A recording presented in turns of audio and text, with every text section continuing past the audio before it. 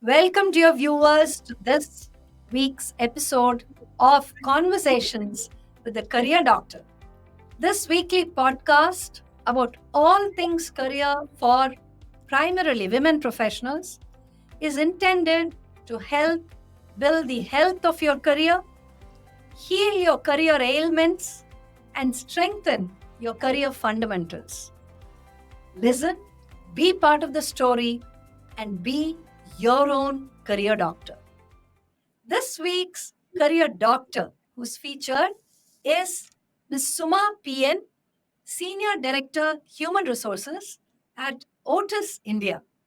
Welcome, Suma, to the show, and it's wonderful to have you with us talking to our listeners and viewers, especially women who are in early career stage, mid career stage, and mature career stage, and have them receive the inspiration from you. Welcome, Suma. Thank you so much, Dr. Saundarya. It's my absolute pleasure to be part of this podcast. Thank you so much for inviting me. Thank you. And I'm just going to get into my first question to you by asking you if you always imagined that you would be a human resources professional. Was that something that was very strong in your aspiration even as a young girl? Can you tell us a little bit about your childhood and how you landed upon this decision of becoming a human resources professional? Over to you, Suma. Thank you. Yeah, childhood is special for everyone in their own way. I come from a defense family. My granddad, dad, uncles, all from defense. My dad retired as captain from Indian Army. My brother being commander in Indian Air Force. So the initial days of our childhood, we traveled to different places in the country based on my dad's posting. So great childhood. And defense life teaches you a lot. Adaptability, respecting every culture. And my siblings and myself became independent fairly early in our life. And so all these aspects, somewhere or the other, was pointing towards the direction of human resources. At that point of time, the HR, what we see today, it wasn't the HR at that point of time when I started decades back. But then what excited me was the people connect and the ability to do something and make a difference. So that's how the journey started. Very nice. Wonderful. I think when you're a defense kid, diversity is sort of built into your thinking, into your mindset itself, I think. When you're in a defense colony, you celebrate every festival, you are, part of every home, you get to taste so many different cuisines. It's like a melting pot of all kinds of cultural influences, different languages, and everything. So I think for a person like you rightly say, that must have seeded the idea of being a good people's person, which then probably eventually took you into that route of human resources. Now, my next question to you, Suma, is regarding the path that you've taken in human resources. Like you rightly said, calling it HR or human resources is a reasonably recent thing. It's probably maybe 2 decades or a 2.5 decades old thing. Prior to that, people would call it personnel relations. And prior to even that, it was just IR, industrial relations, or employee relations. So that's what it was called. So, what was your first job in HR, and how did you kind of, get into that? Okay, so my first job, initially I worked for a company called ICP. That was a starting, but then I really wanted to get into the HR space. So the first, literally, the company was I worked was Molex. I spent about 13 years in Molex.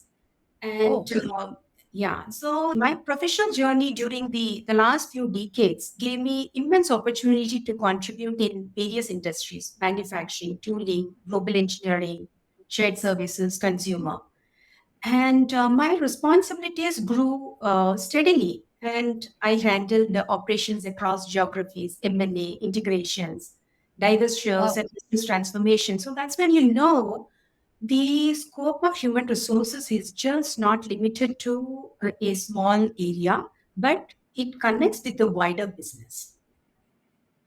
Absolutely, absolutely. I mean, you couldn't have put it better. And I think the human resources space has really changed so much over the past, few decades. And today, I think it's very, very different from what it used to look like before and what people used to kind of, associate with it.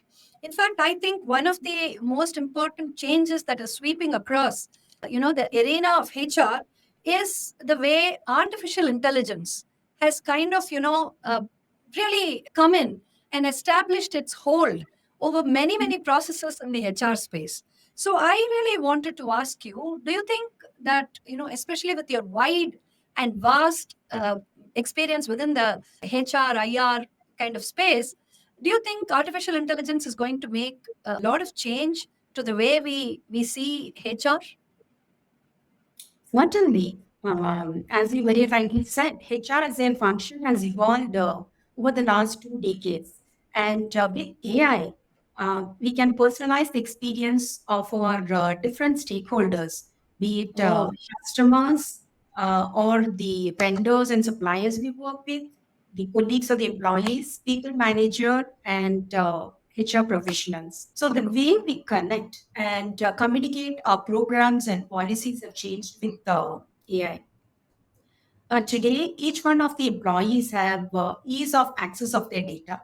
The availability and accessibility of the data has improved. The policies and programs, the training and development. They can choose which one they want to participate during the time, what suits them. It's all is possible because of the AI, the collaborative tools, what we have, the performance management and total reports. The written communication is also enhanced, as you know, with AI. When we look at our people managers are empowered with the timely data, trends, analytics, engagement metrics. So they are able to make better people decisions. It's a great thing. And for a HR professionals, AI significantly improved the HR operations. That is streamlining the repetitive or the manual workflows, uh, hiring process. Today, screening the candidates is based on the objective criteria. So, great thing is we're able to eliminate the gender bias right at the hiring stage, onboarding experience of the employees, the predictive analysis. It certainly helps to with the trends and the future workplace needs as well as engagement levels of the employees. As leaders, we have to ensure that while we keep pace with the technology, the human element of human resources is still intact. absolutely. You said it, Suma. In fact, I'm going to segue into my next question. Basis 2 points which you mentioned. You talked about the human element and you talked about bias. You spoke about the fact that, technology, artificial intelligence, data orientation, all of this should actually help us to remove more bias, you know, than humanly possibly possible.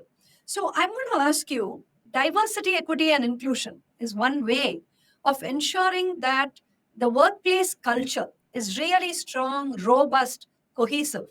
And as you know, Otis has emerged as one of the top 10 best companies for women in the Gulf. In the Avatar and Seramount study that we recently concluded, Otis has actually emerged as one of the top 10 companies. Now, I just wanted you to share some light for our viewers on what you think is likely to be some of the main factors where Otis is doing very well in terms of DEI. So, some policies, practices, what's really happening on the ground with regard to Otis India as far as DEI is concerned. So, could you share some of your thoughts on that, Suma? Yeah, this is one of my favorite area, and I ensure that I talk in all the available platforms. What we believe is behavior driver culture. So we need to have equitable and bias-free structure, process, and practices. There should be an inclusive mindset to take the decisions and actions. So at Otis, and our commitment to change, we have a diversity, equity, and inclusion charter. Mhm. We focus on various aspects of diversity. It could be gender, generational, disability, etc. So the specific areas we are focusing is one, workforce, the gender, as well as all the other form of diversity, starting from the hiring as well as development. The second is beyond gender. So we focus on STEM, we focus on celebrating inclusion. Then the important aspect is we focus on removing the unconscious bias that is throughout the talent life cycle. And how do we do that? We do it through the various programs. Another key aspect which I wanted to share was the structured interview process. All the hiring managers across Mhm. they need to get certified through our internal structured interview program. So the program focus on the various aspects of the bias and why we are doing it. This is to ensure that as much as possible, we are able to eliminate the bias right in the hiring stage. So there's Okay. multiple programs we have in place, and these are the programs which we believe we need to do it day in and out for the next many years till the entire conversation of D and I gets normalized. And So for what I believe, Dr. Saundarya, is this: you could have a great program, you could run it, but then you need to have some kind of a review mechanism to see whether it's working. Are you in the right track? What are the inputs from our stakeholders? And that's something which we are doing it pretty effectively. fantastic. This is great to hear, and I really liked how you spoke about the fact that not only is it important to embed the program with everything that's required to make it work, but actually cultivate a very active, robust feedback mechanism to see what needs to be fixed. I think that is as important, as ideating for the program itself. And speaking about fixing problems, I want to kind of bring you back to the heart of this conversation that we are having, which is conversations with the career doctor. And in this episode, you are the career doctor. So I want to ask you, what kind of career hurdles would you have faced? And can you just describe any particular challenge that you faced in your career and how you went about solving it for our viewers to understand? Over to you. There has been certainly ups and downs in my career journey. Some days are great, some days are even greater, but some days really want to do something different. And that's natural. So I have a good support system, allies, and mentor. And above all, my belief in gratitude helped me to overcome each time there is an obstacle. So I did not face any major situation which really I have to work in terms of the career. Maybe I was fortunate, or maybe I had a mentor pretty early in my life. I found a great mentor with whom I could connect, or I developed good allies. Maybe a combination of all of these. Yeah. So I've been fortunate. Yeah. So, was there a particular hurdle that you faced? Was there a specific challenge? Was it in work-life integration, or do you think there was a challenge in upskilling, or any such challenge which you faced? Something that you'd like to share? Yeah, one of the aspects which I can share is moving from my base location. So in my Okay. earlier role, so I was pretty comfortable, doing well, and I got promoted, and that Uh-huh. caused me to change it to a new location, which is Delhi, and the responsibility was pretty good. So I took it up, and I have to make it work wise as well as the things at home. But then having the right support system or developing the right support system, it kind of helped me to manage both. So I was in Delhi for a couple of years, and with Otis, I moved to Mumbai. So I don't travel quite a bit, but then I have learned and managed to work around the challenges and issues. So the main aspect, what I can mention is that's because of the support system what I have developed at my home, Super. as well as with my work colleagues. And if you're able to do that, and this is not 1 day or 2 days job, you need to really work on it. And if you're passionate about what you're doing, I'm sure you will have the energy to work and overcome your challenges. So very true. And I think what you just shared is so important for everyone who's listening. The key to a successful, long career is, I think, ensuring that you have a very, very supportive ecosystem around you and that people really, are ready to help you.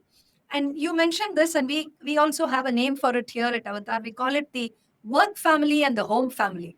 So That's right. you actually have two sets of people. You have two sets of supporters for you. You make your colleagues, almost similar to your family members because you are vulnerable enough to share your challenges with them.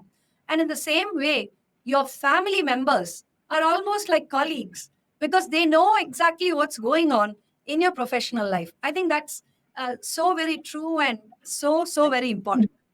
I want to now move to the topic of women in leadership, Suma. Now, you are a role model for women leaders, especially being one in an industry which has traditionally been a tough one for women in terms of representation, in terms of the diversity ratios. Now, I want to ask you, when striving for leadership, which means they are the folks who are decision makers, they are the ones occupying the corner office, they are, people that really have to call the shots. Now, is that something that comes easily to women? Are women able to wear the mantle of leadership lightly? What do you think are some of the biggest challenges that women face in their path to becoming a leader? The challenges women faces varies from woman to woman. And what I Okay, have seen, it's also based on what stage of career they are in their life. got it. And there are so many limiting factors, which is limiting factors in the sense internal factors, which is personal to every woman based on their conditioning, background, upbringing, belief, etc. And then there are external factors. So there's multiple unconscious bias that limits us as women. Without generalizing, as we do have some great women leader around us. So one of them is self-doubt. Women raise their hands on an opportunity only when we feel completely prepared and in control. Whereas the men folks would raise their hand easily for a new opportunity and believe in learning on the go. And the So other true. one, yes, the other one, imposter syndrome. No matter how accomplished we are, we all go through that. And the superwoman syndrome. Believe that we have to excel and be perfect in everything we do. So these are all the factors, internal factors for a woman. And external factors, as you know, it's the gender bias. Gender bias continue to play a role in many organizations, limiting the growth of women professionals. That is women as good as men in managing the career, especially in technical and business roles. And, the second, the idea that women to be successful in a male-dominated work world, we have to adopt masculine style of behavior. Mm. Uh, and another reality is not many senior women leaders are there in the organizations for the young professionals to look up as role models or to get inspiration. So there are lots of external factors too. So Yeah. my advice to the woman is, as a woman, we need to raise our bar. We need to believe that change begins with us. So the career intentionality, that is looking at your career with intention, definitely will prepare you to manage the challenges, obstacles, or roadblocks. While the external environment is changing slowly and the progressive companies are creating an inclusive environment through the structure and process, women, we definitely need to work on our unconscious bias.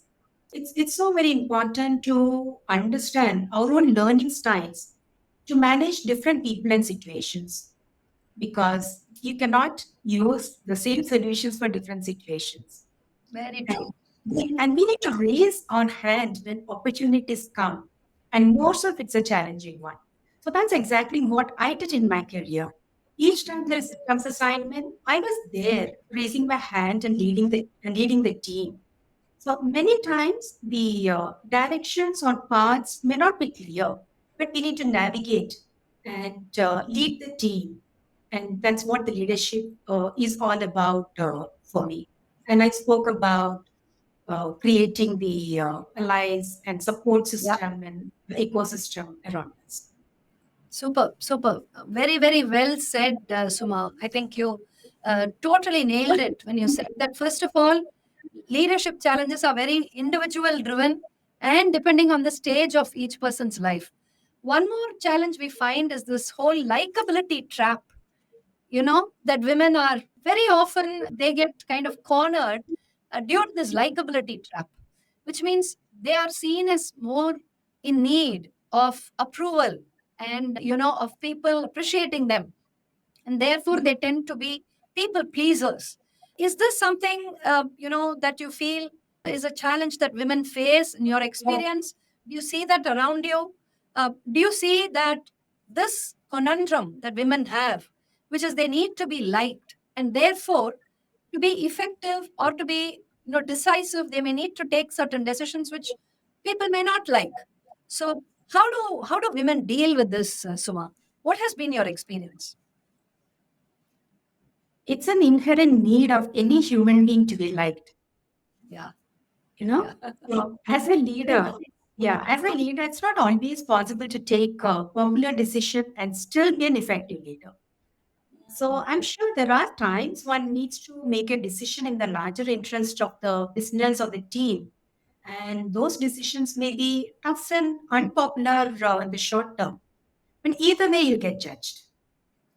So if you are successful in creating trust in the organization, trust among the peers and colleagues, transparent and ethical, then I believe people will respect our decisions and respect for who we are as an individual and leader. So I said, let's work towards earning the respect, and that will take us places both in our personal and professional journey. Super. Very, very well said. And I think, I can totally relate to the fact that, yes, there may be some decisions that are not popular, but you need to do it. It's like that small surgery that is, recommended if in case you have to be in good health. And yes, it's going to pain for a little bit, like you rightly said, in the short term. But then in the longer term, that's going to be good. And you just nailed it when you said you're going to be judged either way. Yeah. If you are going to focus on being liked, they're going to judge you for it. If you're going to focus on, being effective and therefore very decisive, you're going to be judged for it. So That's might right. as well err on the side of being a great professional and do your job in a spectacular manner rather than worry about how you're going to be judged. I think that was awesome. I really, really loved it. We're almost at the end of this interview, Suma, and I must place on record our thanks to you for having braved through this conversation in spite of your really bad throat. Thank you so much, for really showing up. And I now have the rapid fire round for you. We have a few questions. I'm just going to shoot them at you one after the other, and we want your responses. So, the Yeah. first question, your all time favorite book? It's Pride and Prejudice by Oh, Jane Austen. I read this book eight, when I was in my eighth or ninth standard, and the original version, it kind of still stayed with me. And till today, I feel that's the nicest book I have read. Fiction, oh, yes, non-fiction, of course, there's plenty, but this is a fiction. super. Very nice. What do you consider as the most important leadership trait? Listen to understand. not to reply, but listen to understand. Yes. Oh, that's beautiful. Okay, I have to ask you this question. Rainy days, do you love them or hate them? Oh, I love them. I love rainy days. I love the cloudy weather, and it brings the best in me. I can imagine. Lovely. The biggest risk you have ever taken? Not yet, Dr. Saundarya, not yet. You are yet to take your biggest risk of your career, is it? Yeah, each day has been an interesting day, and I never fear to say yes to an opportunity or take any career or professional risk. So, because of that, many times, whatever decisions I have taken, when I look back, did not appear to be like a risk. Risky at all. Something I enjoyed. Oh, Yeah, something I enjoyed. Yeah. oh, that's actually so perceptive. The way you just answered this question. Ladies, everyone who's viewing this episode, I'd really like you to ponder over what Suma just said about her feeling of having taken a risk. I think that comes from a place of deep assurance, confidence in your capabilities, and also building an amazing set of mentors, allies, a great ecosystem, you know, with which you assess every option very clearly and then you enter into it, so you don't feel like you're taking that big risk and kind of, jumping into it. I just loved that, Suma. That was beautiful. Thank And my final question to you is, what is your most favorite holiday destination? No, no, it's every part of India is beautiful. World is beautiful. And so there's nothing specific. Every part of this world is beautiful. So all cities are beautiful, all locations are great, and everything that you experience with that sense of deep connectedness and a sense of fulfillment in doing what you do, I think all places are then beautiful, right? That's right. So That's fantastic having been on this conversation with you, Suma. So happy that were able to spare the time to talk to us and to share your thoughts with our viewers and listeners. And here's hoping that many hundreds and thousands of women derive inspiration from the many points that you shared and create amazing careers for themselves. Thank you so very much to you. Thank you so much, Dr. Saundarya. It's my absolute pleasure to talk to you. And I'm so happy that I was able to share some thoughts. And I'm really happy you are taking this journey and to support a lot more women professionals. Thank you so much. Thank you. Thank you very much. My dear viewers, hope you enjoyed this amazing conversation featuring Suma, who is the Senior Director, Human Resources at Otis India, who was the career doctor today in the conversations with a career doctor.